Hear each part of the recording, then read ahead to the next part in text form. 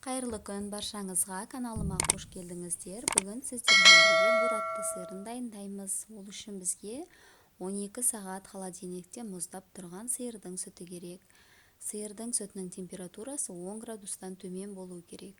50 грамм бөлме температурасында жылы суға лимон қышқылының жарты ас қасығын қосып, жақсылап ертіп, салқын сүтімізге қосып, араластырып, сүттің айналымын осылай қасықтың көмегімен тоқтатамыз. Сүтті отқа қойып 35-36 градусқа дейін сүтті ысытамыз. Сүт ысығанға дейін біз фермент дайындаймыз. Бұл фермент арнайы интернет-магазиннен заказ бердім. Осы ферментті 50 грамм бөлме температурасындағы суға бір қасығын салып, жақсылап тұрып, араластырып алдым. Келесі бізде пайдаланатын фермент, бұл бізде мейта деп аталады. Мейтаны да интернет-магазиннен заказ берсеңіздер болады. Кішкентай арнайы пакетиктерде сатылады. Бұның да бір қасығын 50 грамм суға салып, жақсылап ерттім. Енді біздің сүтіміз 35-36 градуста ысу керек. Сүттің температурасын тексереміз. Керекті температураға жеткен кезде дайын тұрған ферменттерімізді құйып жақсылап араластырамыз және де сүттің айналымын міндетті түрде тоқтатамыз. Қақпағын жауып 1 сағатқа қалдырамыз. 1 сағаттан кейін біздің сүтіміз осылай қою болып дайын болып тұрады және де осылай пышақтың көмегімен 4 бұрыштап кесеміз.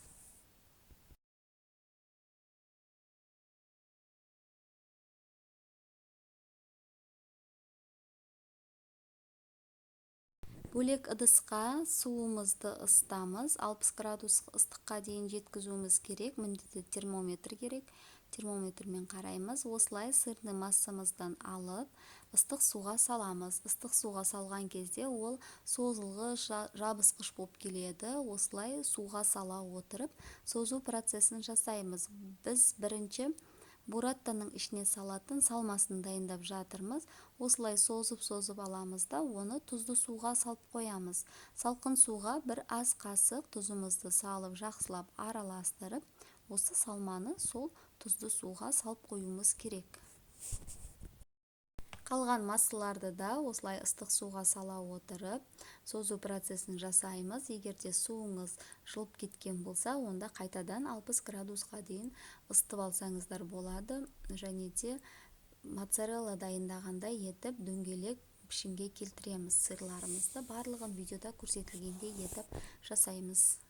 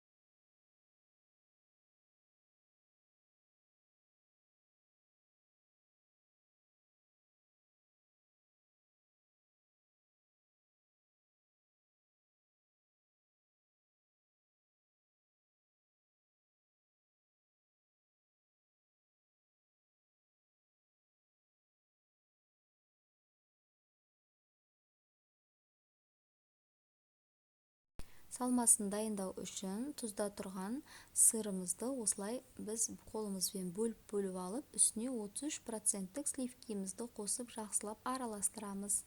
Және де суымызды 60 градусқа дейін ысытып аламыз. Қалған осылай енді бір шеңберден алып, ыстық суға салып, қайтадан формасын үлкейтіп, оқтаумен ысып отырып жасаймыз. Енді осы жерде кесеге осылай арнайы салып, ішіне начинкасын салып, жақсылап тұрып, аузын мықтап біріктіреміз.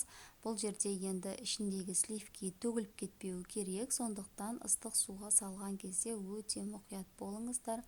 Осылай ыстық суға сала отырып, созып, осы бураттаның аузын байлаймыз. Егерде артық масса қалып жатырса, онда оны тұзды суға салып қойсаңыздар болады, кейін салмасы жетпей жатса соған қосып жіберсеңіздер болады.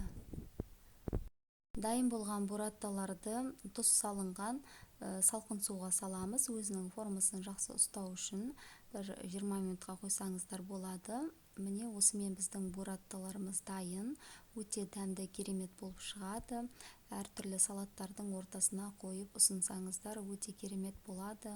Егерде бұл видео сіздерге пайдалы болған болса, комментарий бөлімінде пікірлеріңізді қалдырып, лайк басып, каналға тіркеліп кетіңіздер. Астарыңыз дәмді болса, міндетті түрде жасап көріңіздер.